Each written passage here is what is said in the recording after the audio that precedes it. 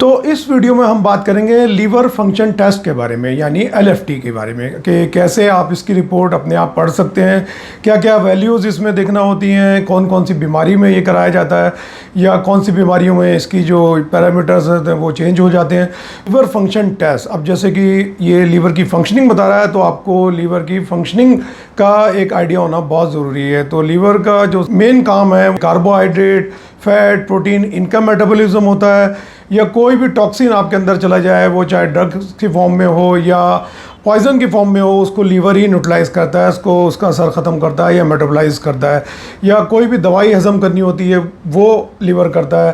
Fat soluble vitamin होते हैं ए, D, ई, के, इनको स्टोर करता है। कुछ क्लॉटिंग फैक्टर्स बनाता है जो ब्लड को जमाने में काम आता है। जब कोई चोट लग जाती है, खून बहता है, तो वो क्लॉटिंग फैक्टर ही होते हैं जो उसको खून को जमाते हैं, अदरवाइज़ तो फिर खून रिश्ता ही रहेगा इसकी कमी हो जाए तो।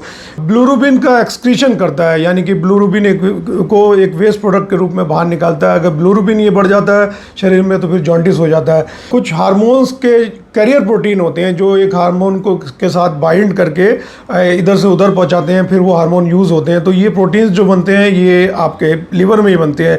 इसी तरीके से जो प्रोटीन्स का सिंथेसिस होता है, जो ग्लोबुलिन्स हैं, एल्बुमिन है, वो भी आपके लीवर में ही बनते हैं। इनकी कमी हो जाए तो मसल में वीकनेस, बॉडी इम्यूनिटी डाउन हो जाती है प्रोटीन्स की कमी से, या शरीर में सूजन आती है, जो हम आगे चल के डिस्कस करेंगे।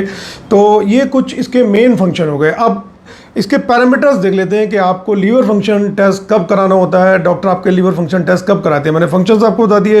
तो अब आपको किसी को जॉन्डिस हो गया, ठीक है, या फिर किसी का वज़न कम हो रहा है, या बहुत ज़्यादा स्वेलिंग आ गई है, किसी को भूख नहीं लगती है, किसी का हाजमा ठीक नहीं है, या एज ए रूटीन भी जब कोई रूटीन चेकअप होते हैं कोई आपके किसी कंपनी में या कैसे, तो लीवर फंक्शन टेस्ट कराया जाता है कि लीवर की फंक्शनिंग देखने के लिए। तो ये तो इसके कुछ इंडिकेशन हो गए कि कहाँ कराया जाता है। अब इसके पैरामीटर्स देख लेते हैं। तो ये एलएफटी रिपोर्ट आप स्क्रीन पे भी देख सकते हैं।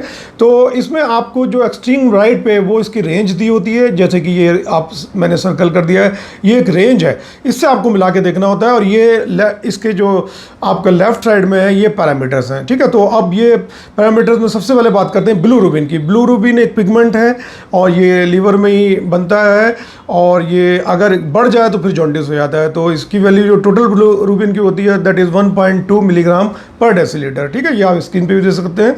ये दो टाइप का होता है, डायरेक्ट और इनडायरेक्ट, यानी कि एक कंजुगेटेड और अनकंजुगेटेड। तो कंजुगेटेड या डायरेक्ट की जो वैल्यू होती है दैट इज़ 0.3 मिलीग्राम पर डेसीलीटर।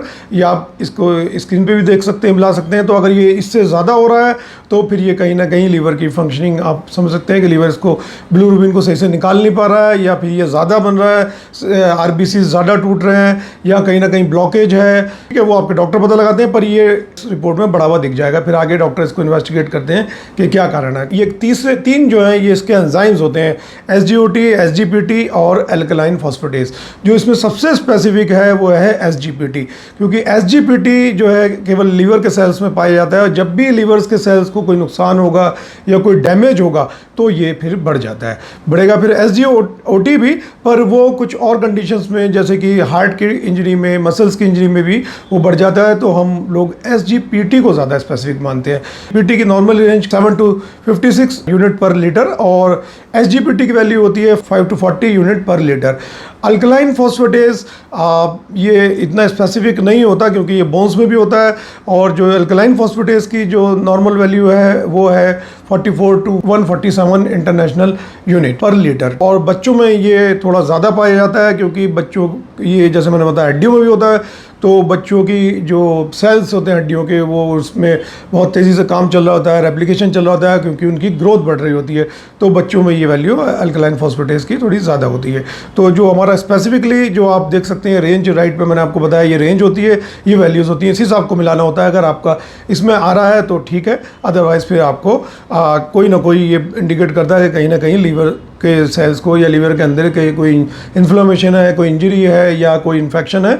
फिर उसके लिए फिर आपको आपके डॉक्टर आगे इन्वेस्टिगेट करा के इसका ट्रीटमेंट देते हैं। अब बात करते हैं दोस्तों प्रोटीन्स की। अब मैंने बताया लीवर का एक काम है प्रोटीन्स का भी, प्रोटीन्स को बनाता है। प्रोटीन्स के जो टोटल जो प्रोटीन्स होते हैं उसकी वैल्यू होती है 6 to 8.3 ग्राम पर डेसीलीटर, ठीक है। और इसमें एल्बुमिन होता है 3.4 टू 5.4 ग्राम पर डेसीलीटर, ठीक है। बाकी हो गया ग्लोबुलिन्स, टोटल करेंगे तो ये ऊपर वाली वैल्यू आ जाएगी, ठीक है। तो एल्बुमिन आपका मेजर प्रोटीन है बॉडी में, शरीर में। ये जैसे मैंने बताया कि कैरियर प्रोटीन की तरह भी काम करता है, मसल्स को भी बनाता है। बॉडी की इम्यूनिटी में जो काम करते हैं वो ग्लोबुलिन्स होते हैं, जो एंटीबॉडीज़ होते हैं।